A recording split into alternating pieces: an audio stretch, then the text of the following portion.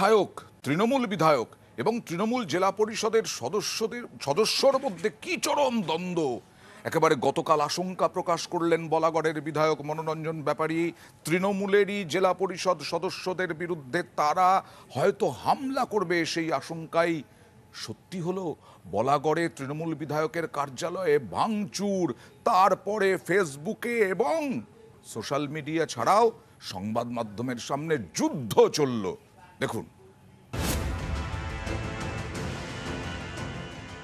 নিরাপত্তার অভাব বোধ করছি।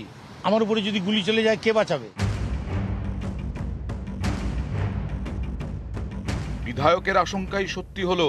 তার উপরে গুলি না চললেও বুধবার রাতে দুষ্কৃতী হামলা হলো বলাগড়ের তৃণমূল বিধায়কের অফিসে।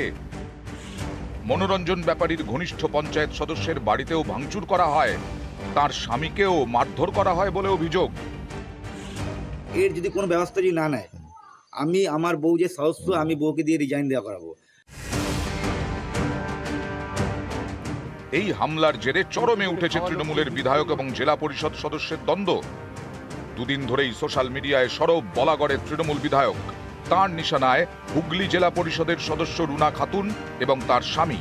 বুধবার হামলার আশঙ্কা প্রকাশের পাশাপাশি সোশ্যাল মিডিয়ায় রুনা খাতুনকে নিশানা করে পোস্ট করেন মনোরঞ্জন ব্যাপারী। আপনি আমার ব্যক্তিগত চরিত্র খননের চেষ্টা করেছেন। একটা নারীর প্রতি যে কুরুচিকর অশ্লীল ভাষা উনি ফেসবুকে পোস্ট করেছেন, কোনো মাকে, কোনো মহিলাকে এই ভাষায় আক্রমণ করা যায় কিনা, যে নিজেকে সাহিত্যিক বলেন, আমার এটা জানা নেই। এই চাপান্তরের মধ্যেই বুধবার রাতে জিরাটে বিধায়কের অফিসে ভাঙচুর হয়। তারপর ফের সোশ্যাল মিডিয়ায় সরব হন বলাগড়ের তৃণমূল বিধায়ক। তৃণমূল বিধায়ককে পাল্টা জবাব দিতে দেরি করেননি তৃণমূল জেলা পরিষদ সদস্য। বৃহস্পতিবার রুনা খাতুন থানায় গিয়ে তৃণমূল বিধায়কের বিরুদ্ধে নালিশ জানান।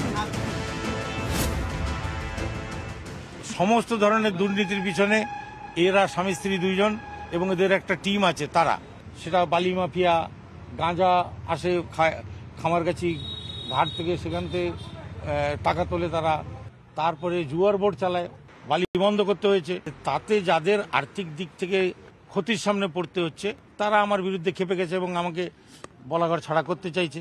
কোথায় জুয়ার ঠেক, কোথায় লোটো, কোথায় মাটি, কোথায় বালি।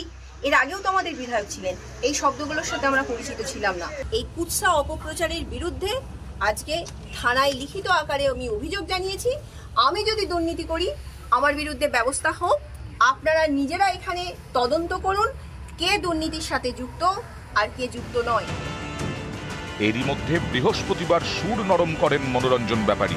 রুনা খাতুনকে নিশানা করে কুকথা লেখা পোস্ট সোশ্যাল মিডিয়া থেকে সরিয়ে দেন এবং ক্ষমা চেয়ে নতুন একটি পোস্টও করেন। ওরা কৌশলী তো রাজনীতিবিদ, আমি তো রাজনীতিবিদ নই, আমি আবেগী মানুষ, আমি লেখালেখি জগতের লোক।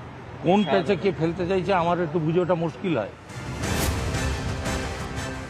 অভিযোগ করাটা তো নিশ্চয়ই অধিকারের মধ্যে পড়ে, তারপরে একটা প্রক্রিয়া আছে, সেটা সেই প্রক্রিয়ার মধ্যে চলে দেখবে যে অভিযোগের সত্যতা আছে। নিউজ 18 বাংলা।